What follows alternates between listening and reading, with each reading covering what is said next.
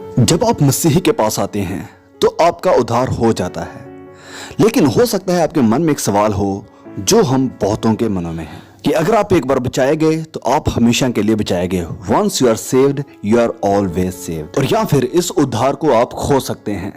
क्या ऐसा हो सकता है कि आप इतने पाप कर दें कि स्वर्ग जाने की आपके पास कोई उम्मीद ना बचे?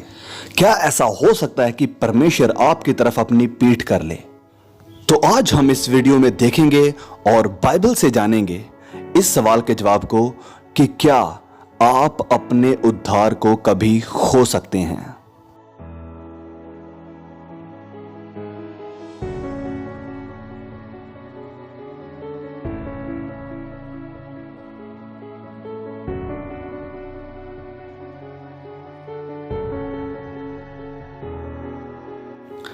बहुत से ऐसे विश्वासी हैं जो इस बात को लेकर चिंता में हैं कि अगर वह बहुत सारे पाप करते हैं और अपने जीवन में संपूर्ण नहीं हैं तो वह नरक में जाएंगे।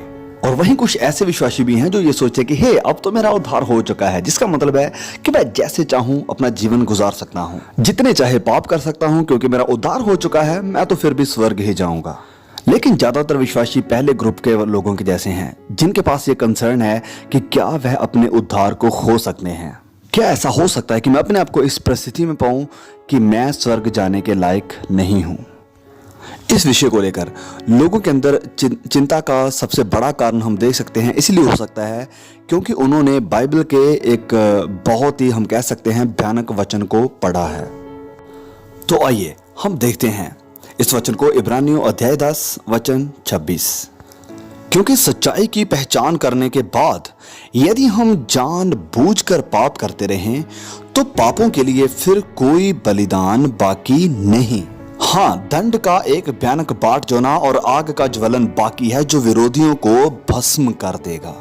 जबकि मूसा की व्यवस्था ना मानने वाला बिना दया के मार डाला जाता है, तो सोच लो कि वह कितने और भी भारी दंड के योग्य ठहरेगा जिसने परमेश्वर के पुत्र को पांव से रौंदा और वाचा के लहू को जिसके द्वारा वह पवित्र ठहराया गया था अपवित्र जाना है और अनुग्रह की आत्मा का अपमान किया है। मत्ती अध्याय 7 में प्रभु यीशु अपने पीछे चलने वालों से बातें करते हैं और उनसे कहते हैं कि वह उसके पीछे आते हैं और उसे अपना प्रभु कहते हैं। इसका मतलब ये नहीं है कि वह ऑटोमेटिकली स्वर्ग में चले जाएंगे। तो आइए हम इसे वचन में पढ़ते हैं। मत्ती अध्याय 7 वचन 21 में, जो मुझसे हे प्रभु कहता है उनमें से हर एक स्वर्ग के राज्य में प्रवेश ना करेगा, परंतु वही जो मेरे स्वर्गीय पिता की इच्छा पर चलता है। उस दिन बहुतेरे मुझसे कहेंगे, हे प्रभु, क्या हमने तेरे नाम से भविष्यवाणी नहीं की और तेरे नाम से दुष्ट आत्माओं को नहीं निकाला और तेरे नाम से बहुत अचंभे के काम नहीं किए? तब मैं उनसे खुलकर कह दूंगा कि मैंने तुमको कभी नहीं जाना। हे कुकर्म करने वालों, मेरे पास से चले जाओ। वाह! तो आप देखिए, वो पहला इब्रानियों का वचन और ये वचन सच में बहुत ही डरावने हैं।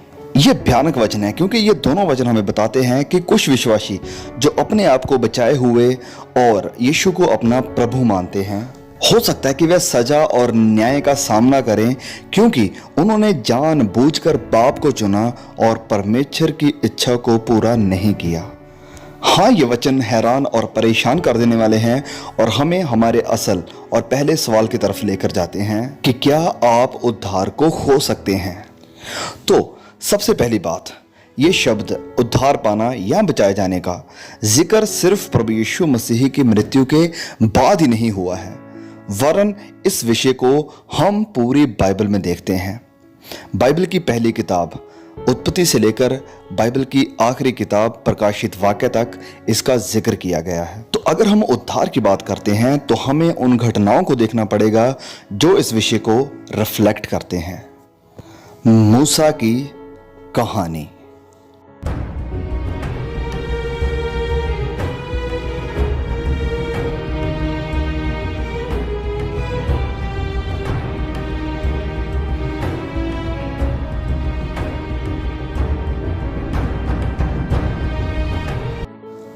परमेश्वर के लोग, इज़राइल की प्रजा मिस्रियों की गुलामी में हैं।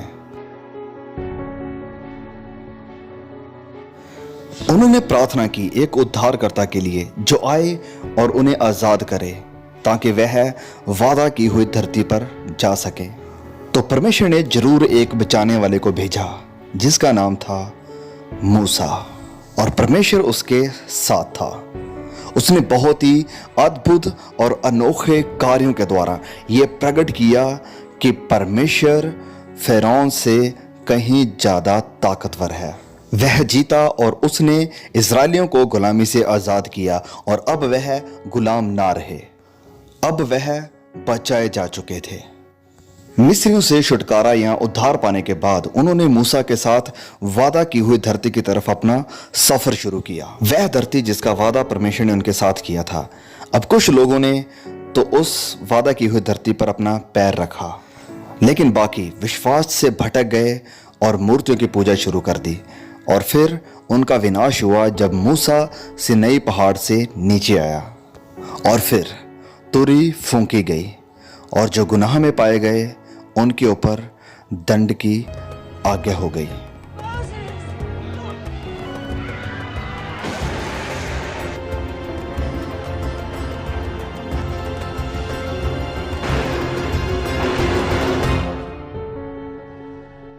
तो अब जब हमने इस सारी घटना को देखा है तो आपने शायद नोटिस किया होगा कि ये सारी घटना या कहानी कि इजरायलियों का गुलामी से छुड़ाए जाना और अपने उद्धारकर्ता के साथ वादा की हुई धरती तक जाना, इसमें हमें कुछ समानता नजर आती है, और ये आनी भी चाहिए, क्योंकि नया नियम और खासकर इब्रानियों की किताब हमें बताती है कि मूसा की सारी कहानी इस तरीके से हमारे सामने आती है जो कि परमेश्वर की योजना को पहले से ही हमें बता देती है, जो उसने मनुष्यों के उद्धार के लिए पहले से ही बनाकर रखी है। और कुछ विद्वान इसे प्रोफेटिक पैरेलल भी बताते हैं। यह बहुत ही अद्भुत है।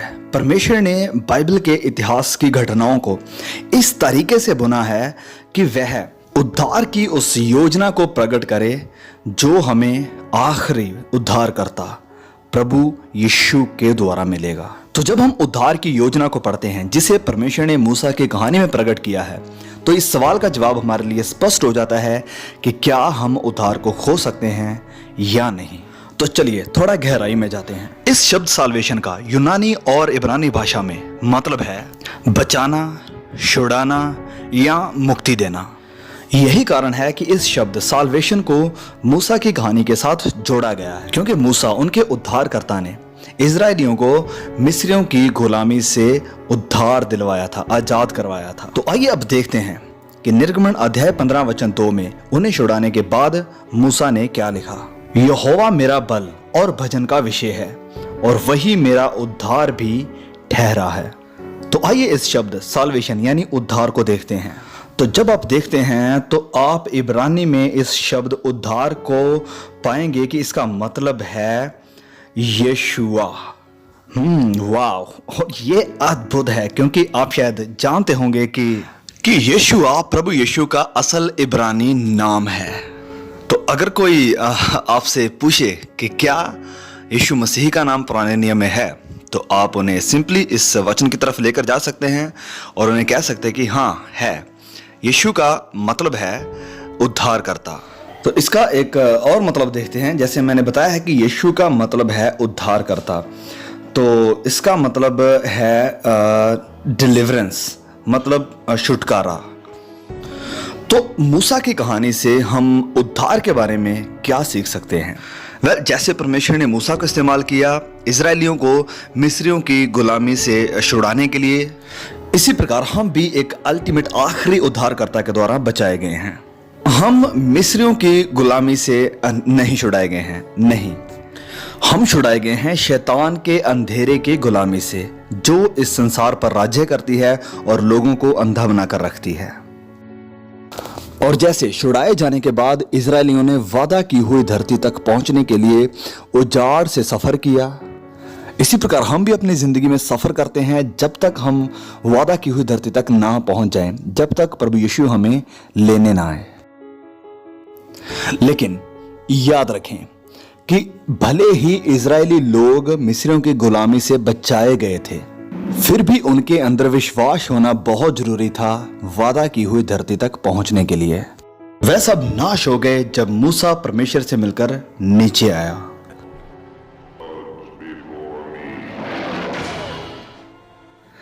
देखिए, संत पौलुस ने लिखा पहला कुरिन्थियों अध्याय 10 में कि कैसे हमें समझना चाहिए कि मूसा की सारी दास्तान में नबूवत की एक ऐसी समानता है जो इस कारण हुई कि हमारा उद्धार का कार्य भी कैसे संपूर्ण होता है। देखिए, प्रेरित पौलुस वचन 1 में क्या लिखते हैं। हे भाइयों, मैं नहीं चाहता कि तुम इस बात से अज्ञात रहो कि हमारे सब बाप दादे बादल के नीचे थे और सब के सब समुद्र के बीच से पार हो गए और सब ने बादल में और समुद्र में मूसा का बपतिस्मा लिया, परंतु परमेश्वर उनमें से बहुतेरों से प्रसन्न ना हुआ, इसलिए वह जंगल में ढेर हो गए। ये बातें हमारे लिए दृष्टांत ठहरी कि जैसे उन्होंने लालच किया वैसे हम बुरी वस्तुओं का लालच ना करें। पौलुस यहाँ बता रहे हैं कि मूसा की कहानी इसलिए हुई ताकि ये हम विश्वासियों के लिए एक दृष्टांत ठहरे।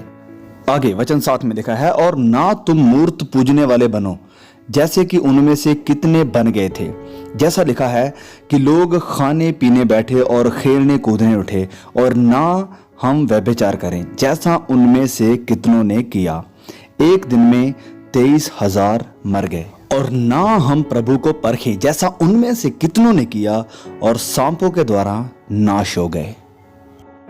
और फिर आगे वचन 11 में पौलुस कहते हैं, परंतु ये सब बातें जो उन पर पड़ी दृष्टांत की रीति पर भी, और वे हमारी चेतावनी के लिए जो जगत के अंतिम समय में रहते हैं लिखी गई हैं। तो क्या आप उद्धार को हो सकते हैं? मूसा की कहानी को देखते हुए और इस बात को देखते हुए कि उद्धार होता कैसे है, नहीं, आप उद्धार नहीं खोते हैं। आप जब एक बार बचाए गए तो आप बचाए गए। जब इजरायली लोग मिस्र की गुलामी से बचाए गए थे तो उनका छुटकारा हो चुका था, वह आजाद थे।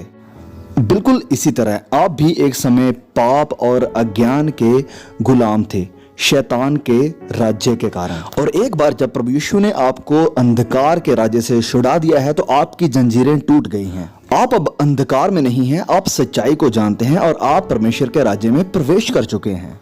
तो जब आप बचाए गए तो बस हो गया। तो सवाल असल में यह नहीं है कि क्या आप उद्धार को खो सकते हैं, वरन सवाल यह है कि क्या ऐसा हो सकता है कि आप वादा की हुई धरती तक ना पहुंच पाएं। तो देखिए, ये और भी गहरा हो जाता है। चलिए हम इब्रानियों अध्याय 10 वचन 26 में वापस जाते हैं।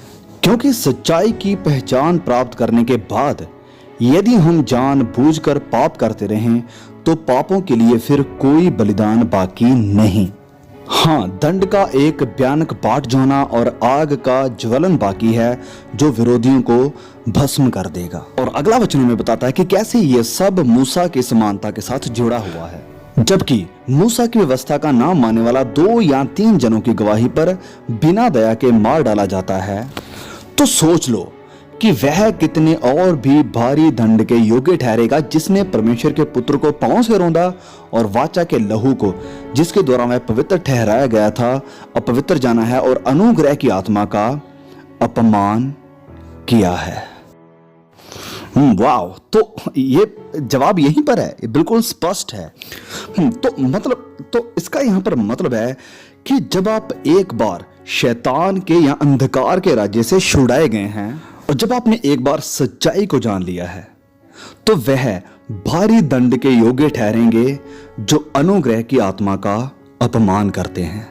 तो आपको कैसे पता चलेगा कि आप इस अनुग्रह की आत्मा का अपमान नहीं कर रहे हैं? आप कैसे जानेंगे कि आप ये सब नहीं कर रहे हैं? तो चलिए हम चलते हैं वचन 26 में। यहां लिखा है कि सच्चाई की पहचान प्राप्त करने के बाद यदि हम जानबूझकर पाप करते रहे, तो ये वचन 26 हमें बता रहा है कि जो लोग अनुग्रह की आत्मा का अपमान करते हैं वह ये लोग हैं जो जानबूझकर पाप कर रहे हैं। अब मुझे थोड़ा ध्यान से सुनिए ध्यान से। इन 2 बातों में बहुत बड़ा अंतर है। पहला, गलती करने में या गलती से कोई गुनाह करने में, और दूसरा पाप की तरफ भागने और पाप से भरा हुआ जीवन व्यतीत करने में। देखिए, जिन लोगों ने अनुग्रह की आत्मा का अपमान किया है वह लोग हैं जो लोग जानबूझकर पाप की तरफ मुड़ गए हैं, जिसका मतलब है कि उन्होंने मन बना लिया है कि वह परमेश्वर की इच्छा को पूरा करने की कोशिश तक भी नहीं करेंगे। ये वह लोग हैं जिन्होंने परमेश्वर को छोड़ दिया है और विश्वास से भटक गए हैं। ये वह लोग हैं जो कहते हैं कि हे, मैं इस यीशु से तंग आ चुका हूं, मैं संसार में जाऊंगा, जितना दिल करे मैं पाप करूंगा और गुनाह में जीवन व्यतीत करूंगा, एक ही तो जिंदगी है, इसे एंजॉय करो। तो देखिए, ये वह लोग हैं जो मसीही उद्धारकर्ता को छोड़कर वापस संसार में मिल जाते हैं, बिल्कुल जैसे इजरायलियों ने अपने पुराने कार्यों को करना शुरू कर दिया। तो क्या हुआ जब इजरायलियों ने अपने उद्धारकर्ता छुड़ाने वाले मूसा का इनकार किया? वह सब नाश हो गए। तो उनके साथ भी बिल्कुल ऐसा ही होगा। जो लोग जानबूझकर पाप करते हैं और मसीह का इनकार करते हैं और वापस शैतान के और अंधकार के राज्य में प्रवेश करते हैं। लेकिन मेरे भाई, मेरी बहन, आप वह नहीं हैं, आप उनमें से नहीं हैं। अगर आप इस वीडियो को देख रहे हैं तो 100% चांसेस हैं कि आप संपूर्ण नहीं हैं। चांसेस हैं कि हो सकता है आप पाप करते हो सकता है आप पाप से बाहर निकलने की कोशिश करते हैं, लेकिन आप पाप में फंसे हुए हैं। ये पाप आपको कांटे की तरह चुभता है और आप परमेश्वर को निराश नहीं करना चाहते हैं। तो सुनिए, मैं चाहता हूं कि आप उम्मीद रखें। भले ही आप संपूर्ण नहीं हैं, लेकिन आपने इरादा बना लिया है कि आप मसीह को कभी नहीं छोड़ेंगे। आपने फैसला कर लिया है कि आप विश्वास को नहीं छोड़ेंगे। तो सुनिए मेरे दोस्त, आप कभी ये चिंता ना करें कि आप वादा की हुई धरती तक नहीं पहुंच पाएंगे। देखिए, सिर्फ प्रभु यीशु मसीह ही संपूर्ण थे और उन्हें होना भी चाहिए था, क्योंकि हम नहीं हो सकते थे। तो हमें क्या करना है कि हमें सिर्फ अपना विश्वास उसके ऊपर लाना है। तो जब हम ऐसा करते हैं तो उसका लहू हमें कवर करता है। तो जब स्वर्गीय पिता हमें देखता है तो वह हमारी अशुद्धता को नहीं वरन प्रभु यीशु की शुद्धता को देखता है, क्योंकि आपके पास वह चीज है जो हमेशा आपको परमेश्वर के साथ जोड़कर रखती है, और वह है विश्वास। जैसे वचन 39 में लिखा है, पर हम हटने वाले नहीं कि नाश हो जाएं। हम उनमें से नहीं हैं जो नाश हो जाएंगे, पर विश्वास करने वाले हैं, विश्वास, ताकि प्राणों को बचाएं। तो यही तो है सब कुछ, बचाए जाने की और वादा की हुई धरती तक जाने की जो एक चाबी है वो है विश्वास। कभी कभी हो सकता है कि आप पाप के साथ संघर्ष में हार जाएं। ये हो सकता है, हम गलतियां करके गिर सकते हैं, हम इंसान हैं। लेकिन जब तक आप अपने विश्वास को नहीं खोते हैं, जब तक आप प्रभु यीशु के ऊपर अपने विश्वास को बनाए रखते हैं कि आप परमेश्वर की तरफ खड़े रहें, तो जब हमारा मसीहा सिय्योन पर्वत से हमें लेने आएगा तो वह ऐसे नहीं कहेगा कि मुझसे दूर चले जाओ, नहीं, वरन वह कहेगा, धन्य है अच्छे और विश्वास योग्य दास, आओ उस राज्य के अधिकारी हो जाओ जो जगत के आदि से तुम्हारे लिए तैयार किया हुआ है। Welcome to the promised land.